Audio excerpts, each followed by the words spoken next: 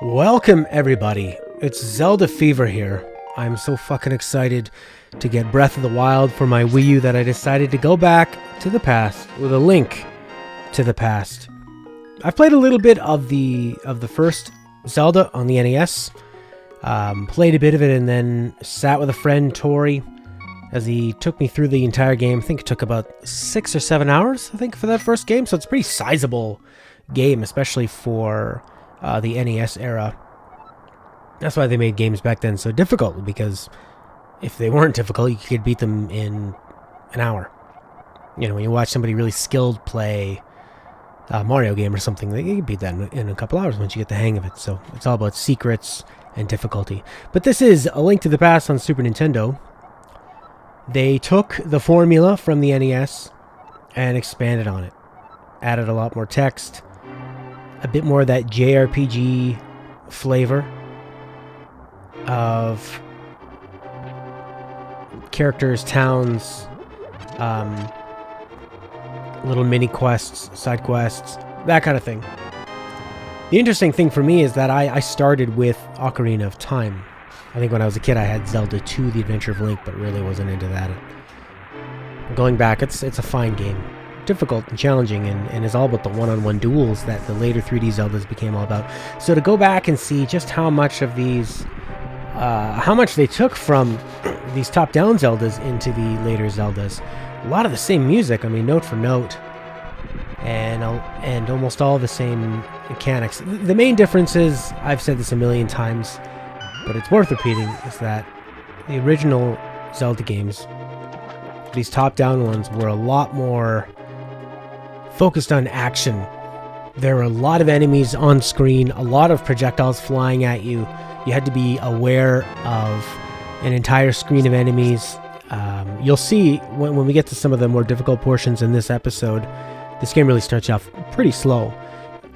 But you'll see later on just the sheer amount of enemies that are on the screen that the 3D Zeldas shied away from, because you don't have the same perspective. When you're looking down at this, you can see the whole screen as a grid. You can see the patterns, you can see where people are moving. There's no excuse to get hit other than just poor decision making or slow reaction time. So in the 3D Zeldas, it just really wouldn't be fair if they were throwing all these people around you.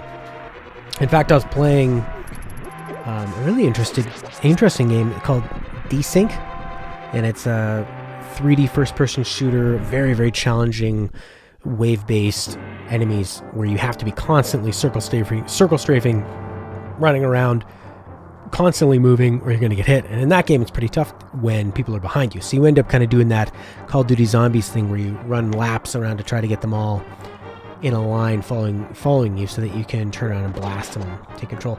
So, yeah, you start off with these 3 hearts, so you can very quickly die.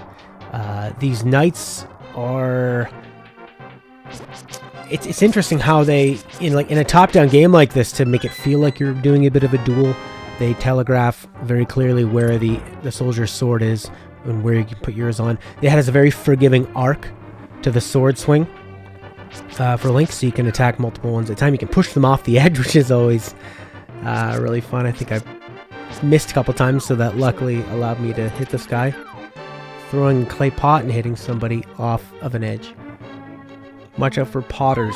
Oh, got cocky and fell off himself. But it just pushes you back not too far, which is nice. It's almost kind of like a precursor to modern gaming of checkpoints. So I can see how this game just would have blown people's fucking minds back when it came out. I love the Super Nintendo for its cozy color palette and sounds. It had a much more, I would say, muted sound style with its the synthesizing chips that it could make with its sounds. Everything sounded a little bit muffled. It's mostly because things were condensed, so they could fit everything onto the chip and fit the sounds onto a cartridge. Little known fact, well, actually, here's a well-known fact. If you want to get through a room where all the doors are shut, kill everybody in the room. That's what Link. He's powered by murder. The more death, the better, and that's how these wounds reward him, by seeing people die. So I guess the emphasis on that is that you get a room key or something. The boomerang stuns enemies when you hit them, and You can launch... If you hit somebody with the boomerang, you immediately get it back. So you can put somebody up against a wall and just hammer them with the boomerang repeatedly. But if you miss one and someone's coming close to you, you gotta wait for it to come back before you can launch it again. I feel like the items were a bit more useful in this Zelda, whereas in the 3D ones, the item would be useful for a few parts of a dungeon, maybe, and then you really didn't need to use it after that. So yeah, see, stunning these guys is pretty useful. I don't know why a boomerang would stun somebody. Maybe they would think like, crikey, I've never seen a boomerang before. This guy is pretty tough. He killed me the first time I tried running through this, so now I'm a little bit curious. And why do I say the first time if I'm saying it's the first time I played it? Because I played through the first section and realized I didn't record it on Elgato Game Capture HD, the software, which is for the most part pretty useful. The record button is always red, whether it's recording or not. So I thought I had turned it off, and I actually turned it on. So I recorded myself going on the Wii channel, the Wii U shopping channel, and buying this game, which is not very exciting to watch. It was exciting for me to buy it, and I had even gotten a special deal because I played that game Miitomo. Miitomo, the Nintendo's first mobile game, which wasn't a game. It was a gamification of socializing and social media, asking your friends questions. I feel like I learned a lot about myself playing that. They ask you so many questions about yourself and your, like, who you want to date and who your idea of a perfect bus driver is. You know, that kind of crap. I realized sense of humor is the #1 thing for me, so when I'm at my wedding, I'll probably reference Miitomo, and I'll say I learned a lot about myself, and when she matched up all those questions, I knew she was the one for me. Or he. Don't want to be sexist in case... No, of course not. You don't go from being heterosexual to homosexual. It's one or the other, I'd say. Well, unless you're bisexual. But then you wouldn't go from anything. You would just be bisexual. Bisexual is an interesting one, because you don't see a lot of, like, really old bisexual people. They tend to... But I guess once you get older, you don't want to do anything new anyway. Yeah, I'm old. I just want to be gay. I don't want to try that other shit anymore. When you were more open-minded. But enough about being bisexual. This is Zelda. I'm looking at the map. And I'm not gaining any information when I looked at that. But I was having a lot of fun. There are several moments in this game, not so much this part here, because these guys aren't so tough once you get the hang of them, and you can stun them with the boomerang, so it's a lot easier. But there's some heavily armored enemies later on, and some levels just full of insanity that you're going to see. That's very similar to the first Zelda. Actually, one of the genius elements of the first Zelda is... because they didn't tell you where to go, they just gave you this world map. You could go screen by screen. It's all there. It's all there. But the way that they signpost it, well, for one, they literally use the bushes to create an arrow pointing to the right. They also have it's almost like Dark Souls in the way where they have very, very difficult sections with enemies where there's just no way you're going to survive if you're a new player. So you'll eventually go to the path of least resistance. And if you've messed around and if you've gone really far right at the start of the game and gone to a spot you're not supposed to, when you die, it takes you back to the beginning and gets you closer to where you should be going. So that's a very clever way to do game design, is to not have... You don't always need a blinking arrow everywhere. You just need to intuit to the gamer what they should be doing. God, I love the look of these 16-bit graphics. You know, it's so fucking great, the time of gaming we are now, where AAA games take hundreds of people to make, millions or hundreds of millions or whatever. There are these huge projects, sometimes made by multiple studios. And then you've got indie developers, that can make a game with one person, like Stardew Valley. Or you could make a Zelda-esque game, you know, Hyper Light Drifter, or Owlboy. Owlboy took a long time. That's not a good example. Hotline Miami. You know, these games that look like they were on the 16-bit, which is a nice graphical style to have and has a lot of character. I mean, don't just make them look digitized for the sake of being digitized. Use that art medium to tell the proper story. But I love that a small team can make these games, because small teams used to make these games. I think it's a very small team that made Final Fantasy, probably 1 was probably a pretty small team. Sometimes 10 people would make games in the 80s and the 90s, early 90s. They started getting a lot bigger after the 16-bit era. But now we can do that, where people who have a passion for making games can easily afford the software and the hardware to make these games, and it just takes time and passion and the desire to learn the proper knowledge and the patience and the passion to see a project through, which is also a big part of it. Because anyone can start a project. If you've ever been on the internet and you're on one of these sites, a forum, and they're talking about like, for example, a remake of a really popular game like Earthbound or something. And you have these people, and they get all excited, and they go, "Oh, I want to help out. I can help with voiceover. Or I can do art assets." And they all get excited, and they might even start the project and have some people on the team. But if you're not getting paid to do it, you have another job and you have another life. And to not have a dedicated team, it's very easy for those projects to fall by the wayside. I mean, making a game is a monumental effort. And even the games that we have to criticize, like Deus Ex Mankind Divided is a game, if you've ever listened to me, I've criticized often because I love the franchise. I enjoyed the game, but I saw the many faults of it, and that's a game that really struggled in the AAA environment. You know, I almost think they should make a Deus Ex game that is not that is a kickstarted project that has older graphics, where you have people that really, I'm not saying the people that made Mankind Divided didn't love the franchise, because I'm sure they did, and I still did enjoy Mankind Divided. Like, let me make that clear.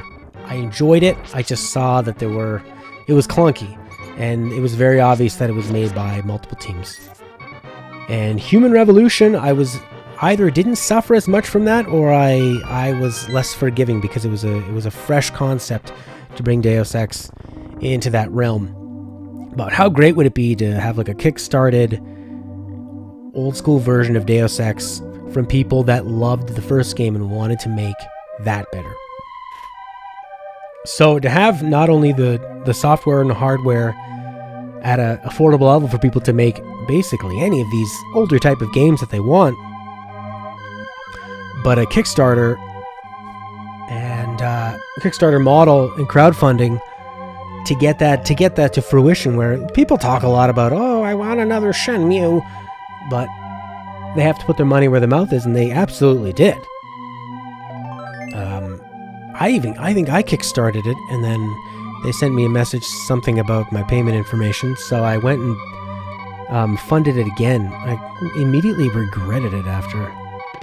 Hopefully they get the same guy who voiced Ryo. That was my favorite part about Shenmue. I always thought the Shenmue was kind of a funny, goofy game. I didn't really take it all that seriously. It's like playing a hilarious B-movie is really the whole point of playing Shenmue. And I think the guy who did Ryo's voice, he takes himself pretty seriously, and he had a great dry delivery with it. I don't know if he meant it to be played as a comedy, but it's damn hilarious. That was one of the few games I played with a girlfriend, just because she thought it was so funny. Asking, because it was sort of an adventure, ask everybody for clues until you stumble upon the right person. They played it so well that he was going around and asking people, friendly people, old ladies, about where sailors would hang out, and they would say, no, I don't know, maybe ask somebody else. And how he had this lady, this girl, who loved him, and he did not care. All he cared about were sailors. And he cared more about his kitten. There's this one great scene where he's playing with a kitten, and then his girlfriend comes up from behind him, and he looks so annoyed. Ugh, what? I was petting my cat. So, will Shenmue 3 capture the same dumb B-movie charm as Shenmue 1 and 2? I don't know. The whole appeal of Shenmue 1 and 2 was that it was a fully realized open world. It's still an impressive amount of NPCs they would have on the screen wandering around. In a way, the Yakuza series really took over and let you do a lot of crazy random shit while keeping it super serious. I feel like going back and playing Yakuza. I was playing Yakuza 5. That was a PS Plus game, which is pretty nice. Let's see what's happening here. So we're trying to find the old man. Zelda and the guy said, go find the elder. And this is where we get into the Zelda quest system. Once we do eventually find this old man, and he wants you to go find all manner of the similar things over and over again in these little dungeons, which I was a little worried when I first hit them that they would feel like mazes, but they're not, luckily.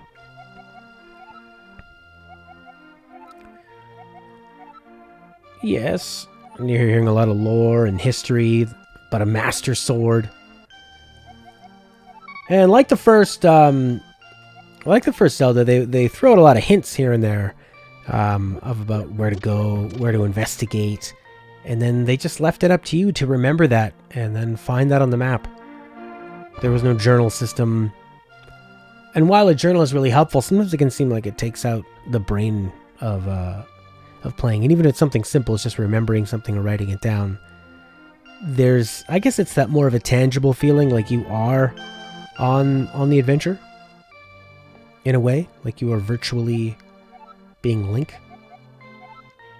and kind of stumbling. You don't know where that is, but stumbling across that later. You heard tell of the legend of the Zoras in the lake where the river feeds from. And we got a nice little puzzle down here. All these blocks can just be moved once. Here's my little brain trying to work this out.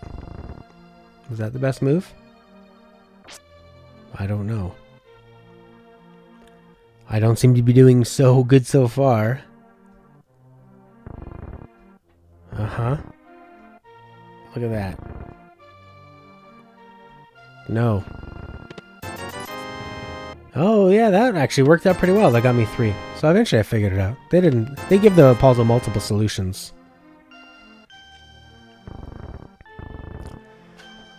Right. Okay, let's skip out of here. So here you visit this guy in his overgrown yard. He's a hoarder who just has all these beds. I mean, what's he doing in here? Is this some sort of like whorehouse? There's a lake swimming with Zoras.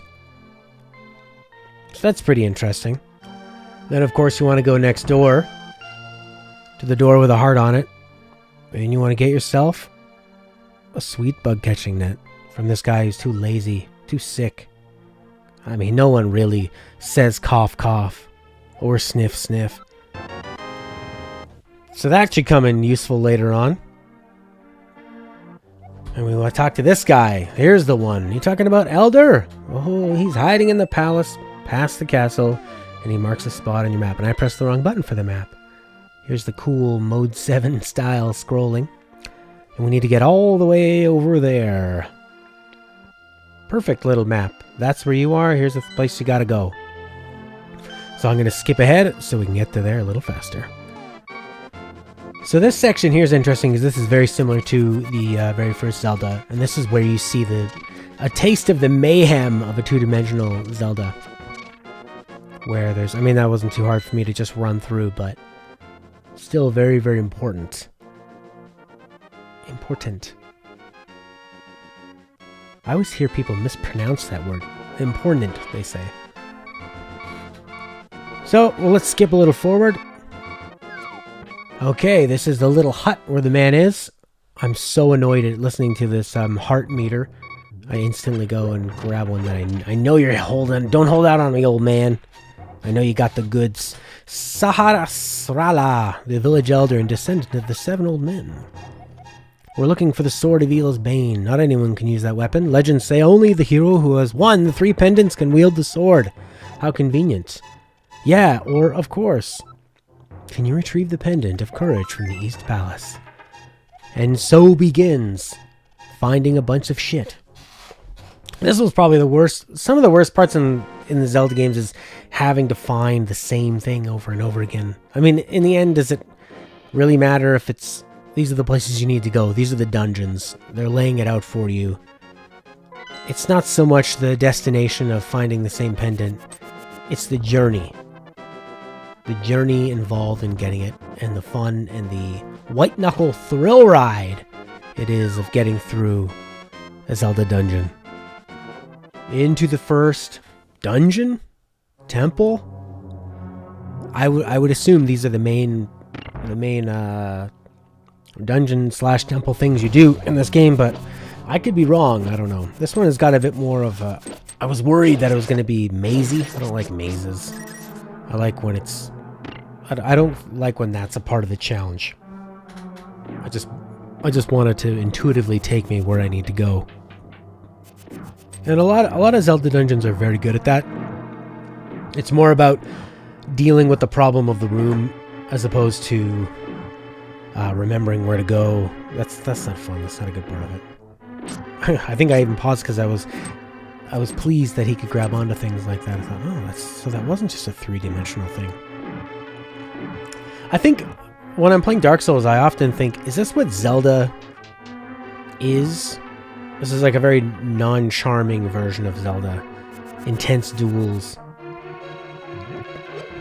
Demon Souls, Dark Souls, Bloodborne, they're like Zelda 2, The Adventure of Link, taken to the logical conclusion. That game was a lot darker, a lot tougher, and was all about the one-on-one duels, and it was very challenging. And that's... Whereas, like, the Zelda games got a lot less challenging as time went on. More about the puzzles. We haven't even really encountered most of the tough enemies. Later on, there's a lot more armored enemies. These enemies are annoying because they dodge all the time. Who knew that skeletons were so agile?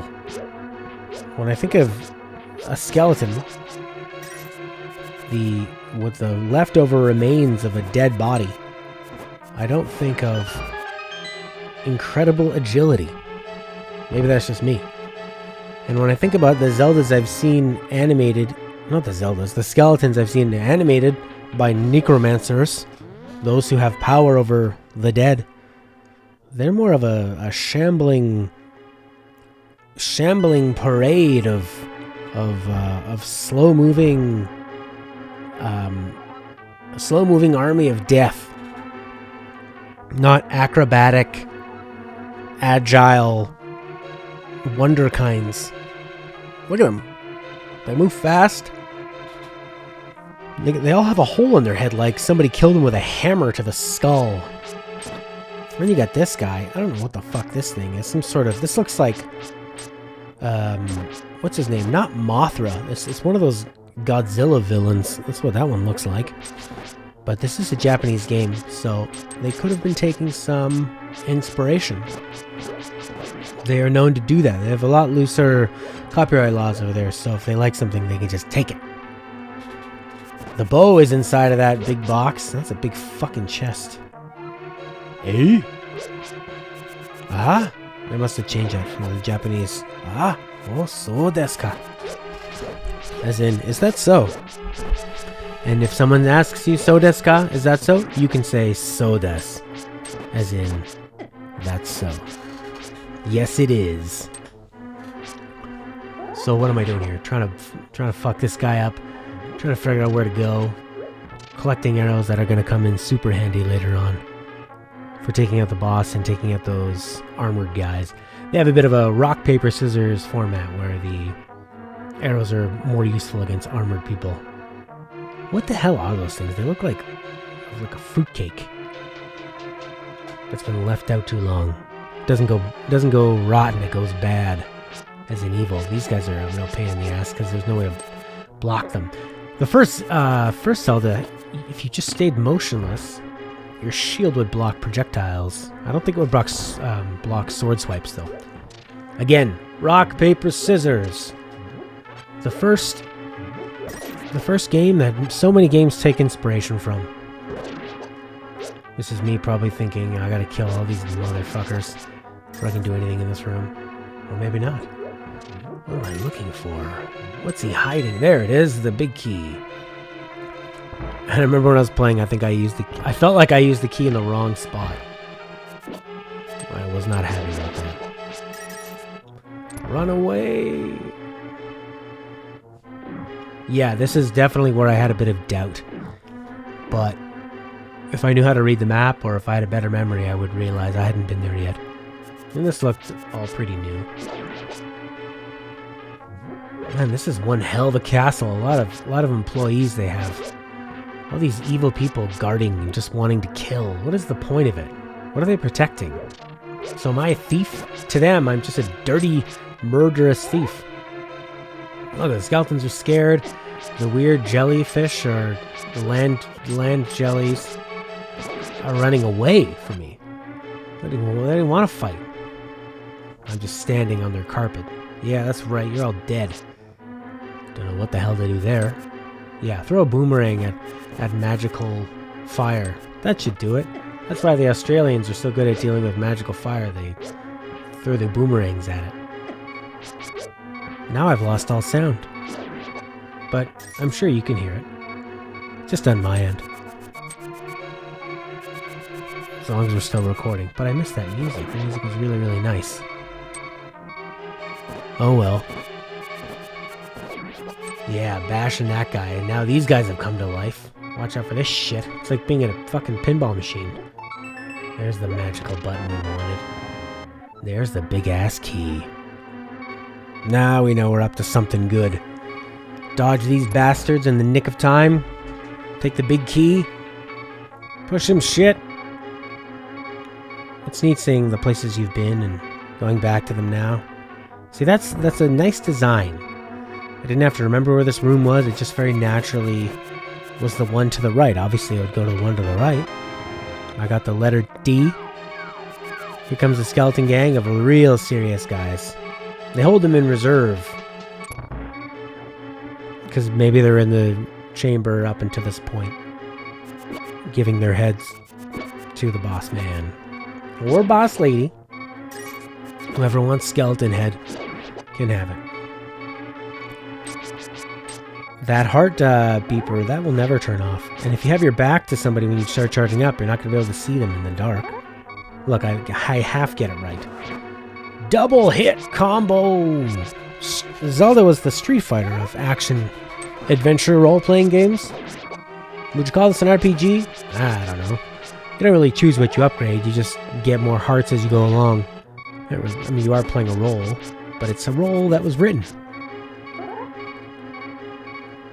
I think the point of a role-playing game is to write your own role, write your own story.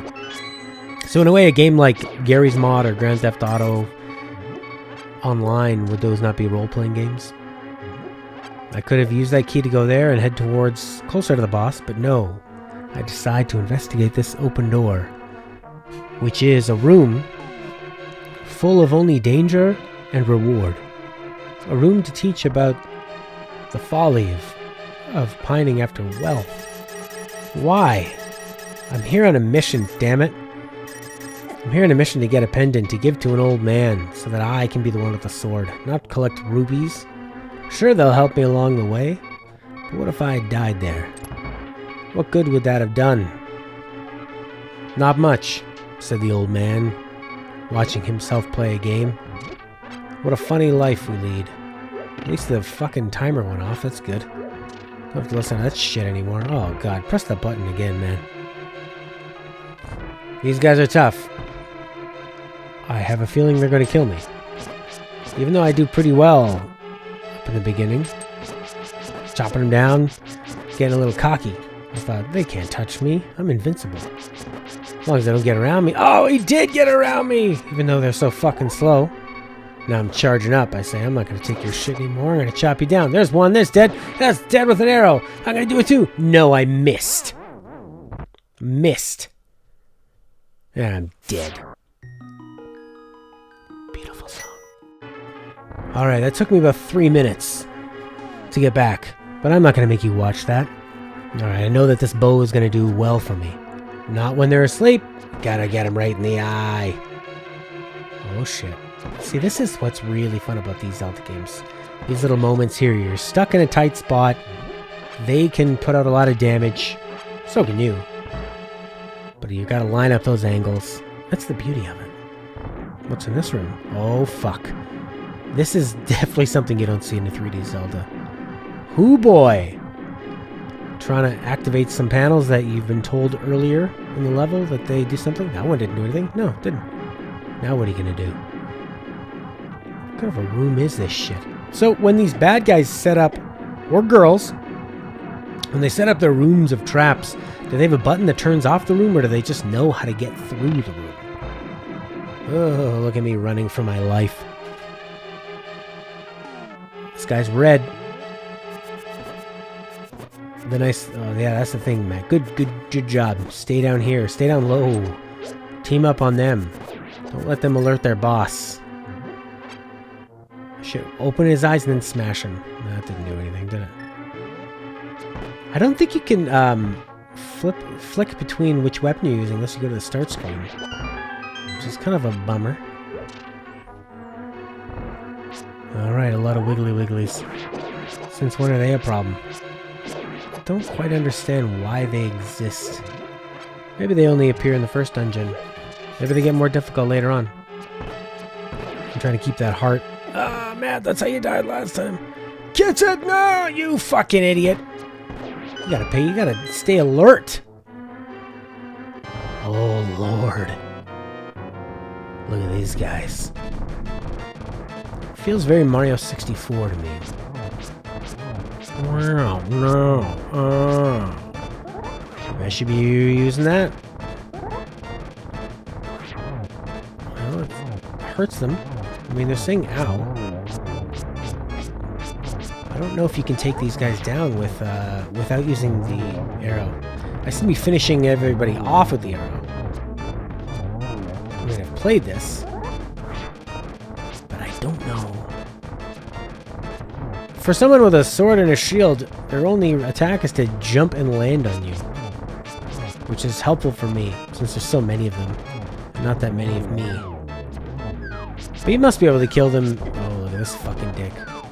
This had me worried. I was running for my life. Trying to hit him right out of the air. Right out of the two-dimensional air.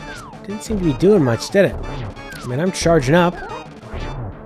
And he is not taking... Oh, that's the wrong way, Matt. That's not going to do anything. Oh my god, now you're down to the beep beeps. Alarm. Is there a worse sound than that alarm? No. Run. Terrible. I'm getting worse and I'm closer to death. And there's only one of them. Eventually I realize I'm gonna have to fucking shoot an arrow into this guy's nose. That's it. One last hit. And then you're dead, Matt. Are you gonna make it? These are the moments that we love. It's coming close to the finish line, but will death take him first? It's like, I wonder if people thought Booyah did it. If people thought that about Mozart, he was writing his last symphony right before he died. And they had some people help finish it. Lacrimosa. It's a beautiful tune. If you like very dramatic, epic classical music, if you don't like the frou-frou sort of harpsichord, if you don't like that shit, if you like the more, Final Mission in Halo style classical music, I don't know if there is a song in the Final Mission of Halo that is a dramatic classical song, but that's how I would score it. Lacrimosa by Mozart. Fantastic. That one I think he actually had help with. But he was dead. So I don't know if you would call that help. But I'm going to bring back the pendant to the man. And I'm going to give the man the pendant. And he's going to say, go get some more. Well, you got the pendant of courage. Now I'll tell you more of the legend. 3 or 4 generations ago, an order of knights protected the royalty of Hylia. These Knights of Hyrule were also guardians of the Pendant of Courage. Unfortunately, most of them were destroyed in the Great War against evil that took place when 7 wise men created their seal. Among the descendants of the Knights of Hyrule, a hero must appear. I see, Link. I believe you. You should get the remaining pendants and carry this with you. This is a treasure passed down by the families. I got the Pegasus shoes. Now I can do a devastating dash attack. I was all ready to just turn this off at this moment and go, oh, cool. That was a dungeon. They're all going to be the same. I don't want to go get more pendants. And then he gave me these dash shoes. And I went outside. I thought, can I just run faster? No, I can do that fucking out-of-control dash. So I'm going to try it on this son of a bitch right here. And, well, it kind of causes a bit more bad than good in a way. I mean, I'm hitting him, but I'm always bouncing into him. Me and my pink fucking hair. So that is A Link to the Past on the Super Nintendo. Thank you everybody for watching. Stay tuned for more. If you want to see more of this game, comment on it. If you want to see other games, comment on them too. I cannot wait. Breath of the Wild is just around the corner. I'm going to have some early gameplay and impressions the moment I get my hands on the game. I'm looking forward to a midnight release on Thursday. But we'll see if Nintendo fucks it up and doesn't put it in their shop. Bye for now.